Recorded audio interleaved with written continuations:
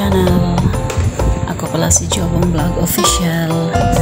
Today's video guys, magluluto tayo ng palya or bitter gourd in English.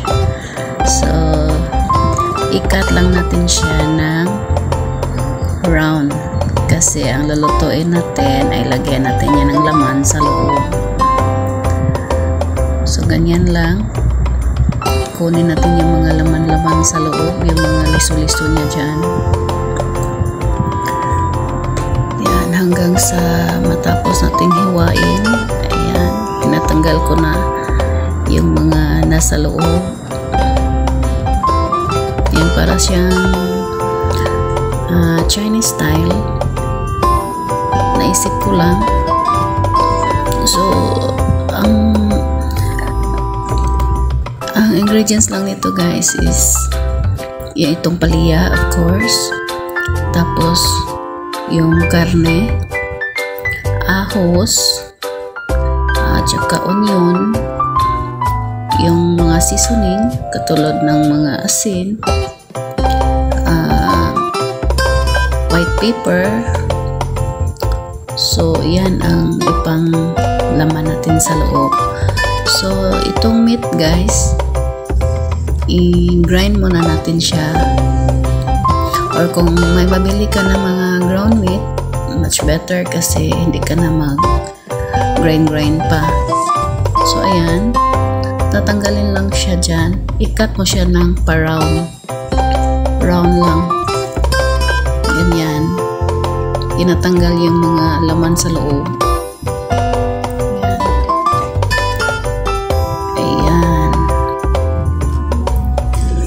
Ulit-ulit lang hanggang sa matapos lahat.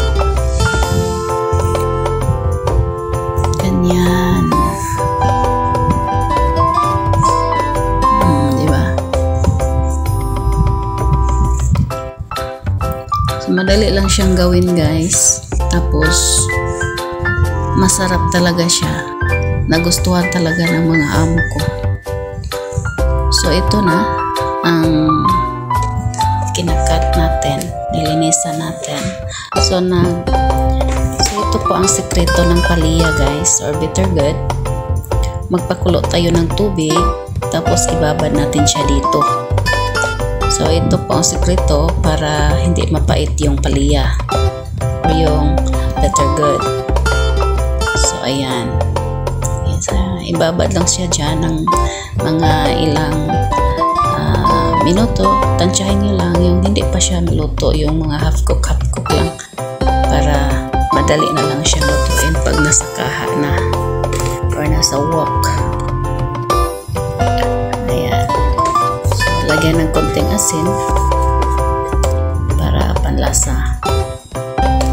So habang nagpakulo tayo dyan, ayan, babad ng, ayan, habang nagpakulo tayo, maghiwa taog lamas na ahos, na dukduko na to, na ato nang ikat, ahos, bombay,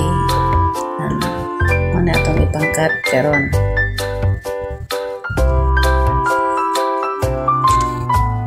Na siya,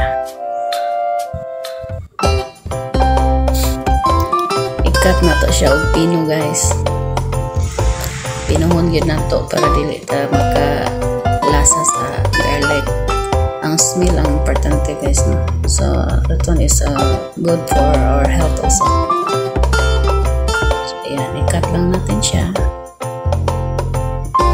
Ayan, cut lang ng cut hanggang sa matapos ikat. Kasi alam niyo guys, nung tanghalian nag-isip ako kung ano ang iulam namin sa dinner. So bigla lang siyang naisip ko na mayroon din ditong palya na parang nag-ripe na guys ba, parang mahinog na siya. So yan ang inisip ko na lutuin para hindi masayang kasi maraming mga gulay dito. Nag-prepare na ako para makaluto na. Yan. Gutad lagi ko ahos sa permente. Kay dugay-dugay sa din siya kaayo.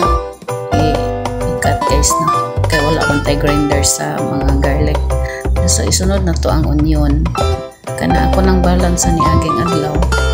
So ato siyang gamiton dili na to sayang para magamit tanan. Kaya magamit pa man siya. Na-ikat na to pino, iparihan na to sa ahos para okay ang dating. Mag-match lang siya sa ahos guys ba. Pino-pinuhon. Sama ka pino. Kana itong pino-pino tag ka na huwag napungot na kita. So ready na siya. Ayan. So nara ang karne nga akong gigrind. Nag-grind ko kaya wala makoy ground meat. So akong ibutang din ha tanan. Gitimplahan ako.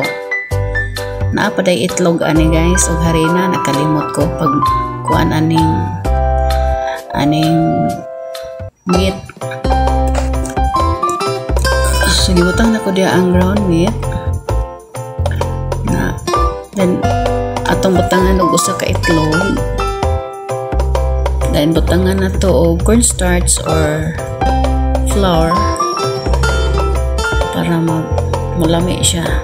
Na butangan na to white pepper, asin, ug unsa pa na yung mga seasonings diha na pwede makapalami. Ayan o. Lagyan ko na ng cornstarch. Cornstarch nilagay ko kasi wala akong flour dito. So pwede din flour kung mayroon ka. So kung ano lang available, yun lang ang gagamitin natin. Ayan, white pepper. Pagkatapos niyan, mayroon pa. Nilagyan ko ng chicken stock para mas masarap.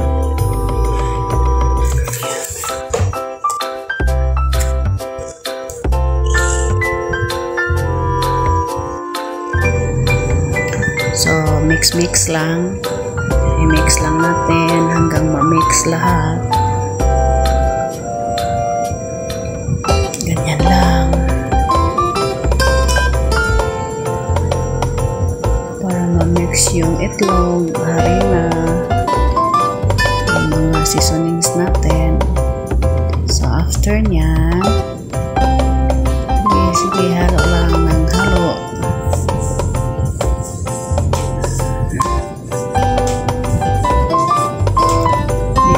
Mix.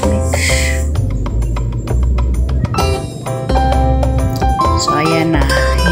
Ito na ang na-mix ko. So, pagkatapos niyan, naglagay na ako ng oil sa pan. Tapos, nilagay ko yung palya. Ilalagay na natin to siya sa gitna. Ayan. So, paulit-ulit lang hanggang sa matapos yan lahat. Lagyan nyo yan lahat ng mga holes dyan. Ayan. So, yan o. So, pagkatapos nyan, ibaliktarin nyo lang. Ganyan. So, di ba? Nice. Simple lang gawin. Tapos, yan. Baliktarin nyo lahat. Kung hindi pa, ayaw pugsa. Dandahan.